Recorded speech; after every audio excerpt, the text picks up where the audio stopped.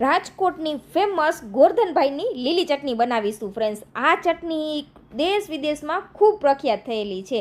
લોકો વિદેશમાં પણ આના ફેન છે આ ચટણીના. એટલી સરસ આ ચટણી ટેસ્ટી બનીને તૈયાર થાય છે અને આને એકવાર બનાવીને મહિનો સુધી સ્ટોર પણ કરી શકાય છે અને ફ્રીઝ વગર 7 થી 8 દિવસ સુધી તમે તેને રાખી શકો છો. રાજકોટમાં કોઈ પણ ફરસાણ ખાવ કે ચાટ ખાવ તેની અંદર ફ્રેન્ડ્સ તમને આ લીલી ચટણી તો ખાસ કરીને જોવા મળશે. રાજકોટના લોકોની તો ફેમસ છે, વિદેશમાં પણ આના લોકો ફેન છે ફ્રેન્ડ્સ. તો આ ચટણી ખૂબ સરસ એવી ટેસ્ટી બને છે. તો ચાલો બનાવીશું. તો તેના માટે ફ્રેન્ડ્સ આપણે મરચાં લીધા છે. ખાસ કરીને ફ્રેન્ડ્સ આ ચટણીની અંદર થોડા પીળાશ પડતા મરચાં હોય ને તેનો યુઝ કરવામાં આવે છે, પણ તમને જે મરચાં મળે તેનો ઉપયોગ કરીને તમે આ ચટણી તૈયાર કરી શકો છો. તો અહીંયા ફ્રેન્ડ્સ આપણે આ રીતે મોડી વેરાયટીના મરચાં આવે છે ને તે લીધા છે. તો હવે મરચાંને આપણે ધોઈને સારી રીતે કોરા કરી લીધા છે ફ્રેન્ડ્સ. ધ્યાન રાખવાનું કે જો ચટણી તમારે લાંબો સમય સુધી સ્ટોર કરવી છે તો તેના મરચાં ઉપર જરાય પાણીનો ભાગ ન હોવો જોઈએ. ફ્રીજમાં રાખેલા મરચાં હોય ને આપણે ફ્રીજથી બહાર કાઢીએ ને ફ્રેન્ડ્સ તો પણ મરચાંને તમારે કાપડથી સરસ ચોખ્ખા કરી લેવાના.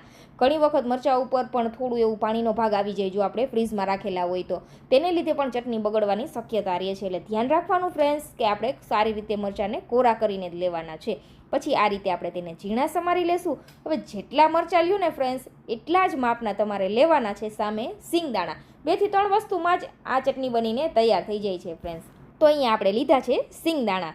હવે સિંગદાણા જેટલા લ્યો ને એટલા જ સામે આપણે મરચાં લેવાના છે, તે વાતનું ધ્યાન રાખવાનું છે. બધી વસ્તુ ફ્રેન્ડ્સ આપણે એકસાથે નથી પીસવાની. સૌથી પહેલાં આપણે સિંગદાણાને ઉમેરી દેવાના છે મિક્સર જારની અંદર અને તેને આપણે વાટી લેવાના છે ફ્રેન્ડ્સ. આ રીતે તમે જોઈ શકો છો સિંગદાણાને સરસ સ્મૂથ કરી લેવાના છે. બધી વસ્તુ એકી સાથે નહીં પીસવાની. આ રીતથી ચટણી બનાવશો ને એટલે પરફેક્ટ ગોરધનભાઈની ચટણી જેવો ટેસ્ટ આવશે. તમે જોઈ શકો છો સિંગદાણા સરસ એવા આપણે પીસી લીધા છે. તો હવે તેને આપણે અલગ વાસણની અંદર કાઢી લેવાના છે ફ્રેન્ડ્સ.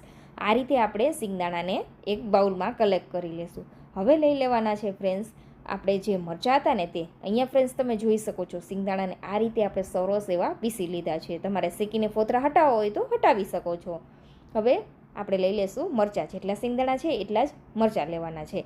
તો હવે મરચાંને ફ્રેન્ડ્સ આપણે સરસ પીસવાના છે. તો સાથે આપણે નમક ઉમેરી દેવાનું છે. નમક થોડું એવું ચડિયાતું રાખવાનું ચટણીની અંદર. આ ચટણીમાં ખારાશ અને ખટાશ હોય છે, મીઠાશ નથી હોતી, તે વાતનું ધ્યાન રાખવાનું છે. હવે ફ્રેન્ડ્સ આપણે આને પીસી લેવાનું છે. તો આપણે અહીંયા સ્વાદ અનુસાર નમક ઉમેરી દીધું છે, થોડું ચડિયાતું રાખેલું છે. તો આ રીતે પહેલાં આપણે હવે દાણા પીસ્યા, દાણા પછી આપણે મરચાંને પીસી લઈશું. તમે અહીંયા જોઈ શકો છો આ રીતે સરસ મરચાં પીસાઈ ગયા છે. તો હવે ફ્રેન્ડ્સ આપણે ઉમેરી દઈશું તેની અંદર હળદર પાવડર. આ ચટણી પીળી હોય છે. પછી જે આપણે પાવડર કરીને રાખેલા હતા સિંગદાણા તેમાંથી પહેલાં ફ્રેન્ડ્સ આપણે અડધા સિંગદાણા ઉમેરી દઈશું. જો જરૂર લાગે તો બીજા સિંગદાણાનો પાવડર ઉમેરીશું સાથે. અને ઉમેરી દેવાનો છે ફ્રેન્ડ્સ અહીંયા 2 મોટા લીંબુનો રસ. માર્કેટની ચટણી છે ને ફ્રેન્ડ્સ તેની અંદર લીંબુ નહીં પણ લીંબુના ફૂલનો યુઝ કરવામાં આવે છે. ઘણા લોકોને લીંબુના ફૂલ માફક નથી આવતા એટલે આપણે અહીંયા લીંબુનો રસ ઉમેરેલો છે. હવે બધી વસ્તુને સરસ ફ્રેન્ડ્સ પીસી લેવાની છે. જો અહીંયા લાગે કે સિંગદાણાની જરૂરિયાત છે ફ્રેન્ડ્સ તો તમે થોડા એવા સિંગદાણા ફરીથી ઉમેરી શકો છો. પણ પરફેક્ટ એવી ચટણી તૈયાર છે ફ્રેન્ડ્સ. તો આ ચટણીમાં આપણે લીંબુ યુઝ કરેલું છે ને ફ્રેન્ડ્સ એટલે તમારે તેને ફ્રીજની અંદર સ્ટોર કરવાની છે. જો તમે લીંબુના ફૂલ યુઝ કરો તો 7 થી 8 દિવસ સુધી ફ્રેન્ડ્સ ફ્રીઝ વગર સારી રહે છે. પણ આ ચટણીને ફ્રેન્ડ્સ તમારે ફ્રીજની અંદર સ્ટોર કરવાની છે. તો આ ચટણી છે તે આ રીતની થીક જ હોય છે. પણ ફ્રેન્ડ્સ તમારે જ્યારે તેને સર્વ કરવી હોય ને ત્યારે શું કરવાનું, તેની અંદર છાશ ઉમેરી દેવાની અથવા દહીં ઉમેરી દેવાનું. તો આપણે અહીંયા ફ્રેન્ડ્સ લીધું છે દહીં અને સાથે 1 ચમચી જેટલી આપણે આ ચટણી ઉમેરી દઈશું અને આ રીતે સરસ સ્મૂથ કરી લેશું. તમે જોઈ શકો છો ફ્રેન્ડ્સ સરસ એવી આપણી ચટણી બનીને તૈયાર છે ફ્રેન્ડ્સ. આને તમે ભાખરી, રોટલી, પૂરી, પરોઠા, કોઈ પણ ફરસાણ, ભજીયા સાથે સર્વ કરી શકો છો. ખૂબ જ સરસ એવી ટેસ્ટી છે ફ્રેન્ડ્સ. અહીંયા તો લોકો તેના દીવાના છે જ રાજકોટમાં, પણ વિદેશમાં પણ આ ચટણી ફ્રેન્ડ્સ ખૂબ જ ફેમસ છે. અને આને તો વેફર સાથે ખાવાની તો કંઈક મજા જ અલગ હોય છે ફ્રેન્ડ્સ.